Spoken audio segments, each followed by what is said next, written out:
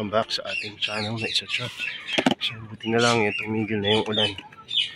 At naisipan ko na akyat tong dalawang bagong seeds.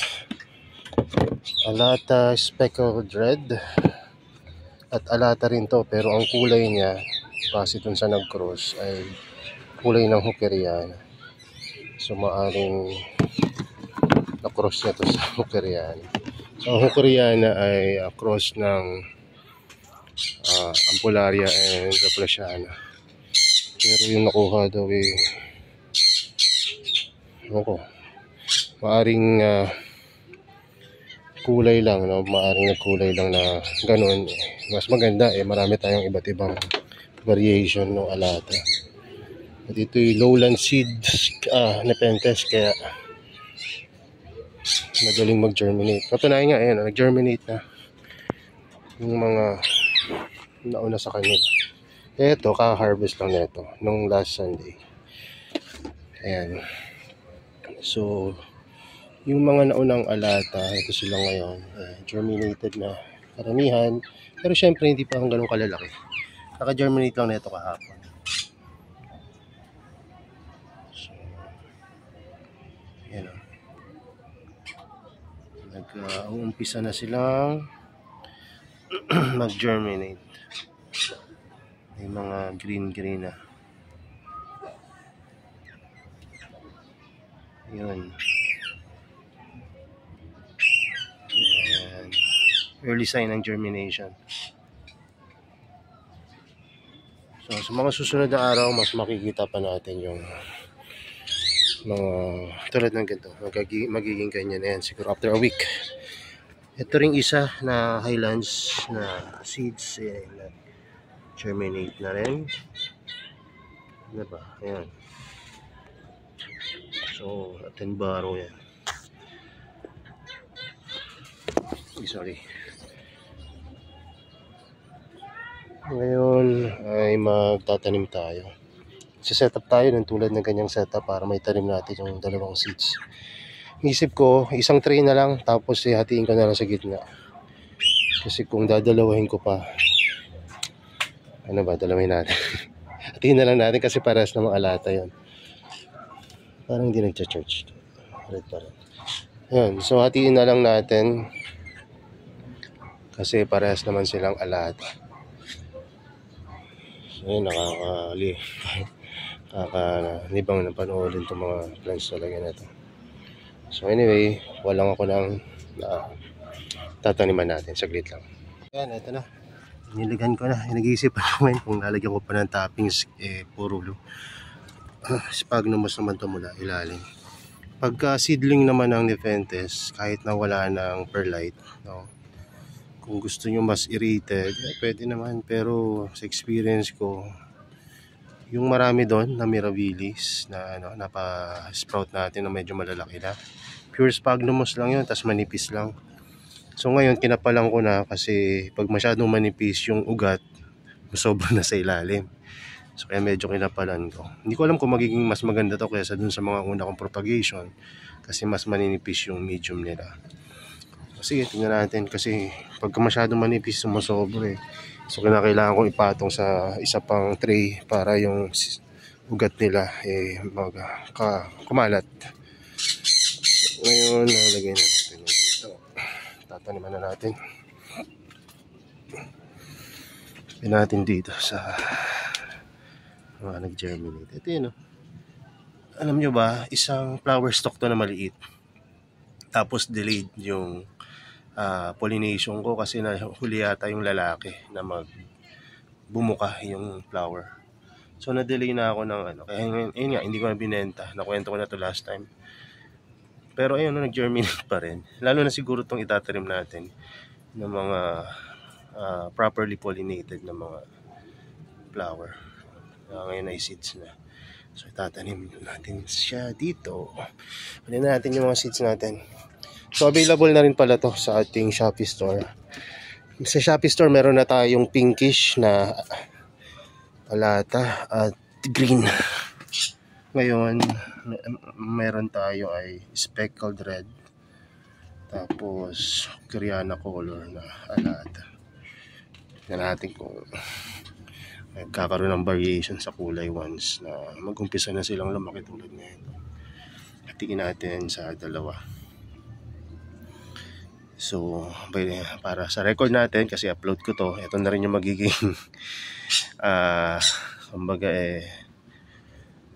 yung video na para malaman ko kung saan ko tananim yung mga seeds, no? Siguro ayan, dito sa yung isa side, dito sa kabila yung isa. So unahin na natin yung Koreana, or ito speckled red pala.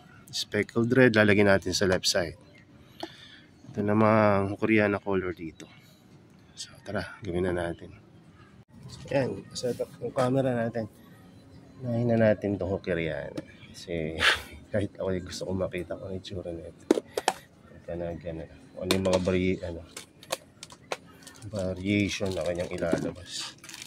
Ayun, isang flower stalk to. May butas pala. Hindi ko napansin to. Buti lang nilagay ko agad sa lalagyan. So tarim tayo ng ilan. 1, 2, 3. Mamaya ako na ikakalat. Hindi kanya pagtatanim, 5. Ang kalahati ilagay na natin dito. Yan. Ito yung i-out natin, yung kalahati.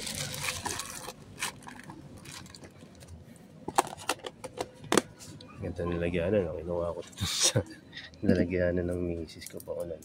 So 2, 4, 6, 7, 8, 9, 10, 11, 12, 13, 14, 15, 16, 17, 18, 19, 20, dami 21, 22, 23, 4, 25, 26, 27, 28, 30, 31. Tama ba bilang ko? Kahit na ganyang karamihan, alam nyo ba? Tinitingnan ko pa yan kung may mga paisa-isa na sumabit dyan. Di ba? Alam niyo naman kung gaano tayo ka sinsin magtanim. Kasi ayaw natin na may masayang ng mga seeds, di ba? Kaya kailangan siguraduhin natin na walang masasayang. Dito natin itanim itong mga ito.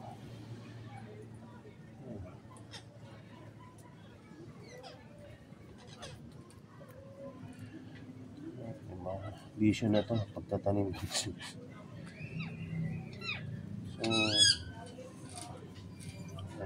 tanim lang ito. So kung tumubo naman yan, okay lang na magkakatabi. Dati nung panahon na paisa-isang pads lang ang bilig, hinahalera ko pa yan. Kaya lang, sa sobrang ganda ng pagkakatanim ko, hindi ako naging successful. Ewan ko kung anong meron sa dati na ginagawa ko sa ngayon. Bakit ngayon nakakapagpatubo na ako? Siguro, mas fresh yung seeds na nakukuha ko ngayon. Dahil may sarili na rin tayong produce na seeds. Ayan.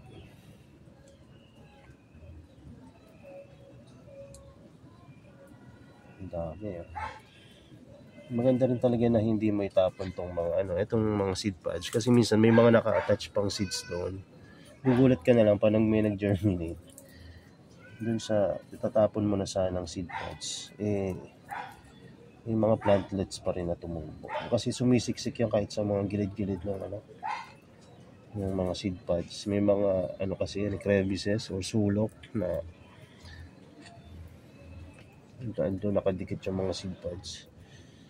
Kaya pagka minsan nagpapadala rin ako sa inyo, sinasama ko na yung seed pods. So kung meron man doon, di bonus na yan. Ang dami kong pinapadala doon sa iba. Sabi nga mga nagko-cross din, mabuti na yan na may tanim kaysa mapundi lang. Mapundi meaning hindi na tumubo. Matagal na ba bago mo na itanim. Hindi na magge-germinate yan. Pundi na yung tawag. So tanim-tanim lang tayo. Tunin ko muna yung video siguro. Wala rin naman tayong kaiba na kung may siguro maisip ako ng pag-usapan tayo. Tsaka ko na ulit i-record ha. Focus muna ako dito kasi magagabi na. So, may naisip pala ako maganda pag-usapan ko. Meron akong ginagawa po ngayon na nagtuturo ako sa mga preso sa loob, no, dito sa amin malapit. Hindi dito sa bayan namin, kundi sa Silang Cavite. So, isip ko, tulungan natin sila.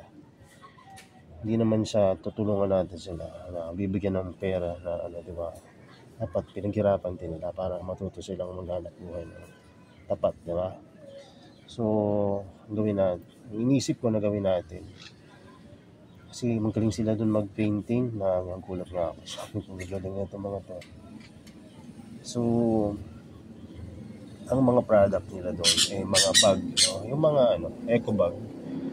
Yung eco bag na yun, pinaintingan nila ng mga art, mga talaga. Sasabi ko na talaga, obra maestra. Gaganda talaga kasi kahit pa paano may mga kaibigan tayong nagpipinta na. At nakikita ko na hindi lang basta kinopya nila, talagang maganda yung kalidad ba ng pagkakapinta. Tsaka hindi mo kang beginner yung gumawa. Siguro bago pa lang makulong sila, may mga experience na yan sila. Tsaka sa loob kasi focus talaga sila, kaya yung mga skill nila dyan nahuhurno talaga. Yung mga iba nga dyan kung hindi pa mapunta sa loob hindi makakagraduate nga, sabi ng ibang mga London. So kasi ginto sa kanila yung mga bagay na nandito sa labas. So ginagawa nila, naghahanap buhay sila doon para may pangbigay sila sa kanilang pamilya, no, na nasa labas. Kasi narinig ko bago pumapasok doon may mga dalaw sa labas, napapaschedule yung mga dalaw. Pero yun mo, may mga karga-karga ng mga baby, tapos may mga batang mga around 9 years old na bata, babae pa nga yun Tapos may dala silang kariton. Tapos yung tatay nasa kulog ng kulungan. Tapos sabi, wala nang kami makain. Sabi ng pamilya sa labas, nasigaw kasi hindi pa time ng bisita noon. So hapon pa, morning sila nakadaan siguro doon. So para matulungan din natin yung mga ganong sitwasyon. Kawawa rin talaga. Hindi natin alam yung sa kahit sabihin natin hindi naman kasi di ba? So sabihin natin silang nagkasala sila dati. May pag-asa pa rin naman, di ba? Lahat naman tayo nagkakamali. Mas siguro sabihin natin mas mabigat lang sa mata ng tao yung mga mali yung nagawa nila, kaya nandun sila sa loob. At siguro more than 90% tuman nakakulong doon ay dahil sa drugs. Ayun yung pagkakaalam ko. So, iba bata pa, yung iba mga padre at pamilya. May ilan na mga lolo at lola. Mga lolo na, kasi puro lalaki nandun. Konti lang yung babae. So, isip ko na kahit sa maliit na paraan na matulungan natin sila. Hindi naman tayong magbibigay ng pera na basta-basta na. Nasa sa inyo kung gusto nyo mag-donate sa kanila. Pero ang naiisip ko, papagawa tayo ng painting. Naisip ko pa kung saan lalagay, kung dun ba sa eco bag o magpalagay tayo talaga sa yung talagang ipapaprame natin na painting, gano'n. Pwede rin naman yun kasi may mga kasama rin tayo sa hobby na may mga kaya sa buhay. Pwede nilagay sa mga nila yan, businesses, sa mga coffee shop ba yan, restaurant, offices. Ang gaganda ng mga nila. Inisip ko papapinta tayo ng mga carnivorous plant, diba? Try lang muna tayo ng ilan, tapos i-post natin sa Shopee page. Hindi naman mahal yung kanilang mga painting, no? Siguro nasa 500 pesos. Yan po, pwede na natin matulungan. Tsaka hindi basta-basta yung painting, maganda talaga. Ngayon agad yung una ko naisip. nakapag-introduce sa akin na doon daw ako magtuturo. Tapos nakita nila sa amin yung mga product na ginawa ng mga nasa loob. Kasi hindi naman yung first time na makapasok ako doon sa loob ng kulungan, no? Kasi may mga ministry rin kami sa church dati na nasa loob, no? Tapos nakapagturo na rin ako dati. May mga livelihood rin sila doon syempre sa loob na ginagawa. Like for example, paggawa ng mga product like pitaka, mga bonsai na mga paper art, no? Pero may mga nagpipaint din doon sa ibang mga dito, ibang mga kulungan, no? At pag-try na rin ako dito sa bayan namin makapasok at may mga product sila na gano'n. So doon lang napansin ko iba yung ano na doon, talagang high quality yung pagkakapinta. Siguro may mga magagaling talaga doon na nagpipinta. Sabi ko yung gusto kong itry na kumuha ng ilang finished product nila. Tsaka yun nga, magpasadya ng mga carnivorous plant. Sabi naman nila basta't meron lang kokopyahan or panggagalingan ng idea kung ano yung ipipinta, ang gagawin nila. So yun yung naiisip ko. Alam kung ilan yung mga kapanood na ito sa YouTube channel natin. Sana magbigay kayo ng idea sa akin kung itutuloy ko ba ito. Pero personally, plan ko kumuha doon. Matatapos ako doon ng turo. Kasi ang araw na ito na pagre-record ko ay Thursday. Matatapos ako doon next week, Monday. So hindi ko na mapupuntahan yun kasi bawal na ako pumunta doon after that. Kasi baka sa iba na ako ma-assign. So ewan ko kailan ko pa ito ma-upload. Pwede ko naman balikan. Sasadyain natin. Tsaka may mga contact na rin naman ako ng mga pulis doon, ng mga nagmamanage doon. Ay, alam nyo yung mga pulis doon, hindi naman sa pagtataas ng upuan, mababait. May pakialam talaga sila doon sa mga tao sa loob, no? Nandun syempre pagka stricto, no? Pero talagang nag-e-effort talaga kasi may mga requirements kasi yung mga estudyante ko doon na kailangan nilang magkaroon ng mga email address para sa i-test na. Sa test na kasi ako, kasi ako ng test na nagtuturo. So freelance ako. So sila yung gumawa ng paraan para magkaroon ng email address. Ginayin nila yung mga trainees namin sa loob. Kasi bawal rin kasi mga alam doon, halimbawa papahawakin namin ang gadget para makapagawa ng email. Bawal yan kasi bawat messages na isisend nila outside, kailangan monitor talaga ng mga nandun. Kasi alam nyo, kasi alam nyo na, diba, maaari silang makapagbigay ng message or nakuha sila ng illegal pa rin sa labas. Kung sakali meron silang mga access again. So, yun, nag-efforts, alam nyo, yung gumawa, yung mismo mga isa sa mga nagbabantay doon. At syempre, sa pamumuno na rin ng kanilang warden din, pati yung ibang mga opisyalis. Nakagawa ng email. Lahat, 20 sila Pero yun, ang gumawa lang nun talagang yung nagbabantay doon ng mga pulis na tulong-tulong siguro sila. Or may inassign. Nagawa agad nila, wala pa. Next-expect ko yun mga siguro weekend sila matatapos kasi marami yun 20. Hindi naman sa lahat ng oras nakatutok lang sila sa paggawa ng email na yun kasi may mga responsibilities rin sila sa loob. Tapos sabi ko bukas yun na po gawin yung account para sa e-test. Gusto pa nilang tapusin ng ganito. Sabi ko ang galing ano ba talaga pagka mga polis na pagka disiplinado talaga. Hindi tulad ko kasi pabukas ng mga pagtatanim tulad nito. Nasasaludo ako dun sa kasi nakapag-train na naman ako sa iba. Hindi ko na sasabihin kung saan. Hindi sa Cavite, sa ibang lugar. Hindi man lang kumbaga hindi ko makita yung support.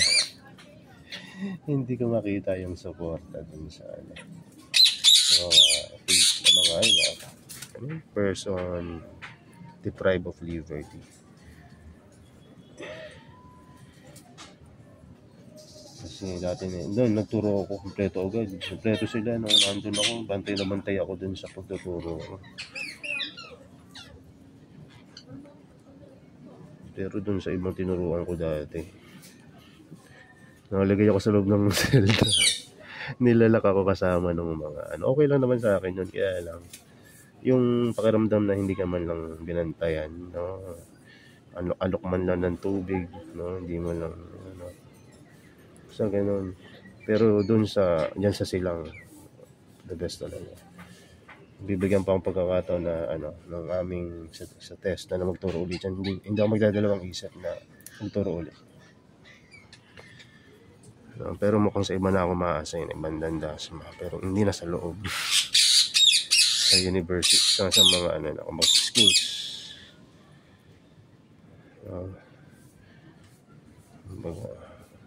Medyo nakakapagod. Kasi hindi, ngayon na lang ulit ako nagturo. Sanay na ako sa puro bike diba? Yung mga post sa Facebook, sa YouTube. Gusto ko kasi lumala nung nakaraan. Ayun. Nabigyan ako ng gala talaga. Araw-araw. In a week, mga 3 to 4 times ako nasa Malalay. Disadvantage lang talaga. Kapag malapit yung tinuturuan. Kinukulang ako sa physical activities. Kaya nga ngayon, buti na lang, kung malapit naman, ang advantage ko naman, ito, may time ako magtanim-tanim. Kasi pagka malalayo, pag uwi ko, ang gusto ko na lang kumain, pahinga, matulog pagkatapos. Ngayon, may time pa akong sunduin yung anak ko sa school. Tapos ito, magtanim-tanim, mag-arrange ng order. Yung misis na yung nagpapak ng mga order. Pagka may mga request na mga kailangan ako gagawa, ako nagawa. Tapos kinabukasan siya na magpapak. Kaya mapapansin nyo, may mga order na sisend lang yung picture, wala pa sa tamang angulo, diba? Hindi ako yun. Kasi bago si misis sa ganong klase ng mga trabaho. Kaya hindi ganun ka. Kasi walang mga link na mga guide. So pagka ganun yung nangyari, message kayo sa Facebook page o kaya comment kayo sa YouTube channel. Kasi si Mrs. ang gagawin niyan, sisend yung mga picture pala bago ipap. Tapos hindi niya na mai-send yung mga link. Hindi kasi ganun kateke yung Mrs. ko. Kahit na pinadala ko na sa kanya yung link na isa-send. So para nasasagot ko naman pag nagtanong kayo sa sa Shopee, wag lang mabubuksan talaga kasi mawawala yung notification na may message. So yun, ang dami ko nang nakwento. So ang ginawa ko pa lang ngayon ay nagkakalat ng mga buto. Mamaya papakita ko pag natapos ng isang batch ng seeds. Pansin ko dito maganda yung pagkaka-harvest niya dito. Hindi hindi binigla na i-harvest. Hinintay talagang mahinog.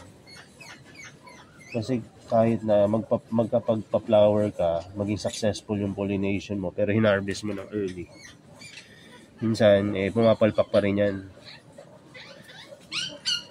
Hindi ka makakaasa na maka-harvest ng seeds kung masyado kang maaga pinutol yung stock. Pero ito, saktong-sakto. Maganda yung mga laman niya. Madaling matanggal sa stock kasi nga fully developed na yung seed sa loob. So, kaya wag nyo bibiglain ng harvest ng mga seeds nyo na nepenthes. Ako, personally, ang ginagawa ko ganito. Pagka yung mag-o-open na yung first seed sa ilalim, doon, na-harvest ko na yung buong stock. Minsan naman, ginagawa ko para mas maganda yung quality nga.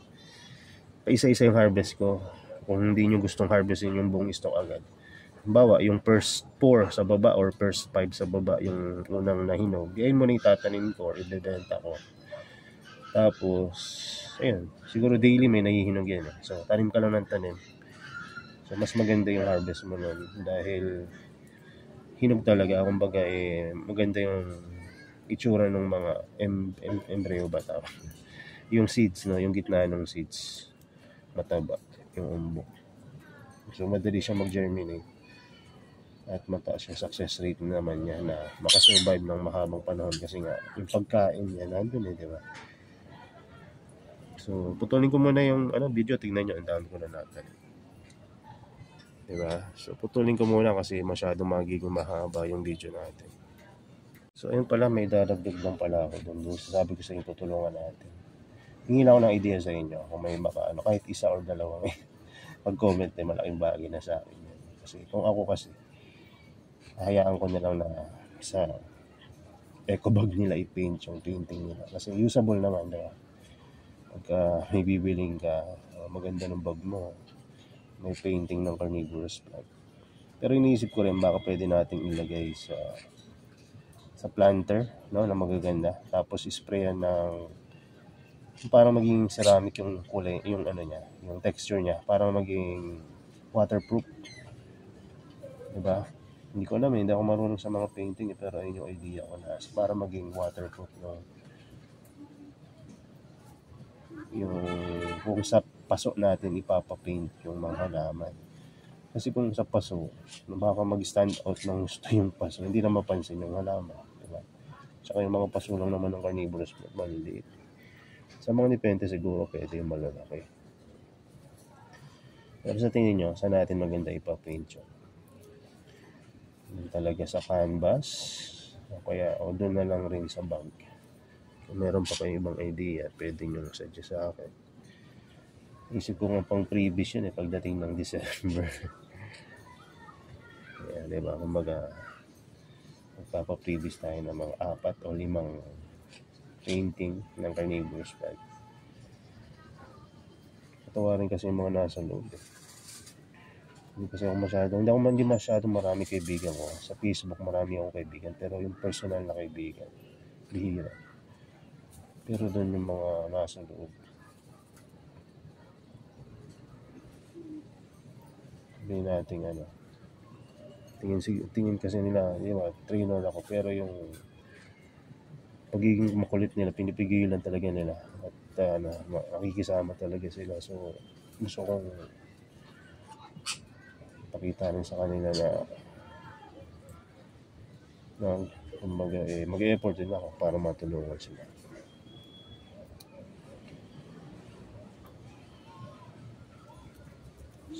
Sa pag-garden, pagkukulik ng plants, kahit pa paano may maiambag tayo sa ibang tao. Ang sabi ko nga sa kanila,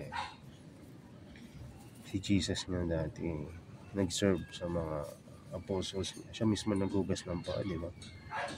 Sino pa naman tayo para hindi mag-share din, no?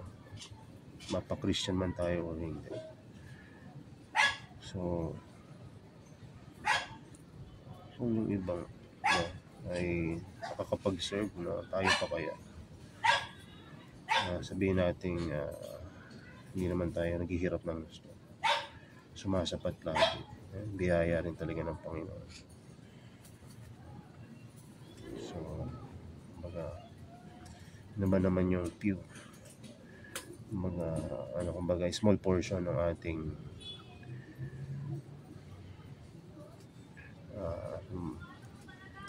pera, no?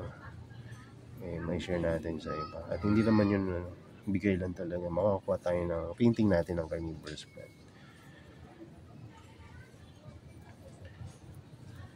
So yun, no? Hindi ako idea kung saan natin papalagay. Kung sa eco bag, which is usable naman yun. Pero hindi naman kasi lahat nila iladala ng eco bag, di ba? Lalo na yung mga kabataan ngayon. Ako sanay ako magdala ng eco bag kasi nagpapa-LBC ako dati. Tsaka ngayon nagpapa-GNT ako. Naka-eco bag ako pagka nagdi-deliver. So, Ano sa tingin niya? Tsaka ano yung papapaint natin? Anong mga carnivorous plant? Kahit hindi ko lagyan ng logo, walang problema sa akin. So, ayan. So, yun lang. Yun lang muna siguro. Mamaya, i-videohan ko yung pinaka-end na result na itong pagtatanim natin. Masyado kasing hahaba itong video. Tsaka ito naman, madilim na. Pag may headlamp na ako Pag walang headlamp, ito na yung madilim na. So, patayin ko muna to. So, ito na yung next batch. Next seeds. Ito na yung speckled red. So, dito naman natin ihalera to. Sa side na to. Mas maunang i-harvest to. Kaya, tingnan natin kung sino yung unang mag-germinate. Parehas naman itong kalata kaya walang problema kung pinag-isa natin pinag-isa natin na tray. Kaiba lang sila ng kulay. So, parang mas trip ko to. Seeds na ito. Mas marami siyang laman.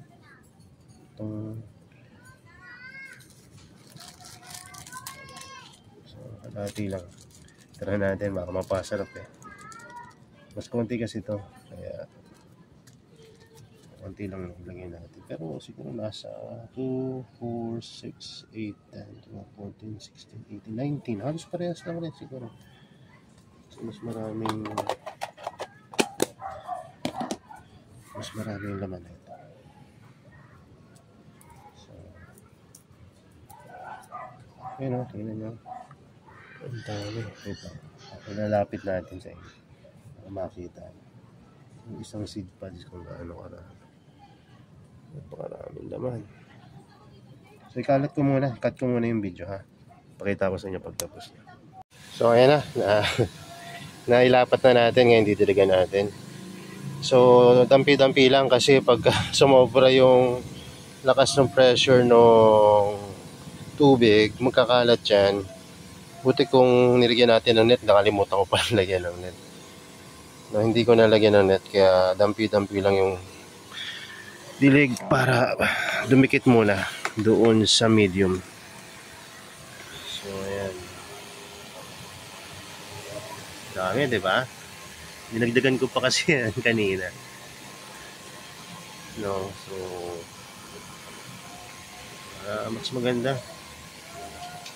Ano mo, sa iba, yung mga propagation nila, hinayaan na lang nila.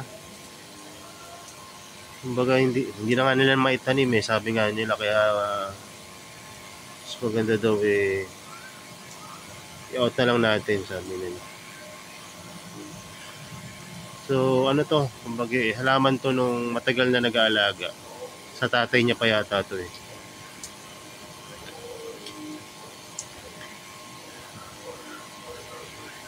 Marami rin siyang carnivorous plant. Hindi ko na sabihin kung sino. Yung mga tao talaga na hindi natin ayaw magpasabi. Isa na din yung mga kolektor. Gusto nila ng tahimik na buhay. Yung isa na toxic agad nung sinabi ko yung pangalan Kaya ito hindi ko na muna sasabihin. Dami nag-inquire, binarat-barat daw. So, hindi kasi sanay yung iba ng mga kolektor na barat-baratin kasi pinaghirapan talaga nila dekada, taon na yung binilang ng mga halaman nila at babaratin lang, di ba? Tayo, bago lang tayo, kaya tsaka yung mga plants natin, mabilis naman lumaki tulad ng mga Venus flytrap, ilang taon medyo good size na yan. Hindi tulad nitong mga Nepenthes, talaga matagal ito bago lumaki. Ayan. So, ang dami na natin to. So, dito ko natatapusin siguro yung video. Magdidilig muna ako dito bago ako bumaba. At kung may maisip akong gawin pa, gagawin natin bago ako bumaba. So, ito palang mga mga Helianthera. Hilig nila yung may tubig sila sa sa picture. So, additional na lang to info kasi Nepenthes yung topic talaga natin, di ba? So, gusto nila may tubig, tapos yun, isa rin yun, hindi dapat nagagalaw palagi. Tapos gusto nila ma-irritated yung ilalim. Irritated na lagyan maraming perlite yung ilalim. At alam nyo ba, pure perlite yung ilalim nito. So, sphagnum, pure sphagnum, tapos pure perlite, tapos pure sphagnum ulit. Ayun yung medium netong Helianthera natin na to. Bakit ganun yung ginawa ko? Kasi gusto ko silang mag-roots agad kasi kaka-divide lang natin sa kanila. So, in-uproot natin sila, nilinisan yung roots kasi yung iba may mga peste. So, nilinisan ko para magbilis mag-ugat. Nilagyan ko ng pure perlite. So, sana ibang topic na to, pero yung mga may mga Helianthera sa inyo, ito yung experience ko, sinishare ko lang. Aring iba yung experience nyo, pero nakapag-train na kasi ako sa iba't ibang mga medium. Mabilis talaga mag-roots pag purong perlite. Kahanap talaga sila ng kapitan eh. Hindi na sila makakapit masyado, kaya siguro nagpo-produce sila ng additional branch ng mga seeds, no? Parang puno na yung ilalim eh, ng puro ugat pagka walang makapitan. Kaya maganda yung nila. So pag maraming ugat, mas maganda yung halaman sa taas, di ba? So yun lang muna. So ito yung mga natuyo na to ng mga Nepenthes. At ito yung dahilan kaya ako nilagyan ng shade sa taas. Galing yan doon. So walang shade doon. Na nalungkot. Buti na lang ito, no? Naka-recover agad. Iba talaga tong Mirabilis na to. So yun lang muna.